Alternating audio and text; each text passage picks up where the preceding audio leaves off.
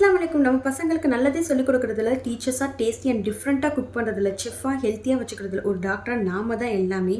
Noodles சாப்பிடக்கூடாதுன்னு சொன்னாலும் பசங்க கேட்கவும் மாட்டாங்க. அதுக்கு தான் நார்மலாக பண்ணுற மைதா நூடுல்ஸ் இல்லாமல் கொஞ்சம் டிஃப்ரெண்ட்டாக ஹெல்த்தியாக வீட் நூடுல்ஸ் தான் பண்ணியிருந்தேன். ஃபஸ்ட்டு கொதிக்க வச்சிருந்த தண்ணியில் தேவையான உப்பு, கொஞ்சமாக ஆயில், நூடுல்ஸ் எடுத்து வேக வச்சு எடுத்துக்கோங்க. நூடுல்ஸ் 4 to 5 மினிட்ஸ்லேயே குக் ஆகிடும். இப்போ ஃபில்டர் பண்ணி எடுத்துட்டு கொஞ்சமாக நார்மல் வாட்டரில் தெளித்து விட்டு வச்சிங்கன்னா ஒன்றோட ஒன்று ஒட்டாமல் இருக்கும். இப்போ சிக்கன் கூட தனியாத்தூள், மிளகாய்த்தூள், மஞ்சள் தூள், மிளகுத்தூள், கரம் மசாலா, தேவையான அளவு உப்பு, கார்ன்ஃப்ளோர் சேர்த்து நல்லா மிக்ஸ் பண்ணிட்டு ஃப்ரை பண்ணி எடுத்துக்கோங்க.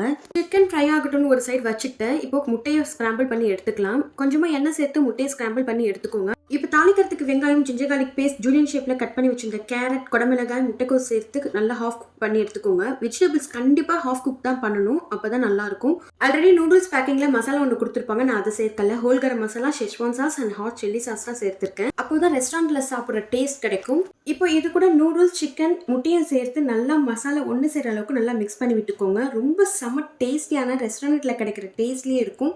பட் ஹெல்த்தியா மில்லட், வீட், ராகி நூடுல்ஸ்ல ட்ரை பண்ணுங்க. கண்டிப்பா ட்ரை பண்ணிட்டு கமெண்ட் பாக்ஸ்ல கமெண்ட் பண்ணுங்க, லைக் பண்ணுங்க, மறக்காம சப்ஸ்கிரைப் பண்ணிக்கோங்க. அஸ்ஸலாமு அலைக்கும். தேங்க்யூ ஃபார் வாட்சிங்.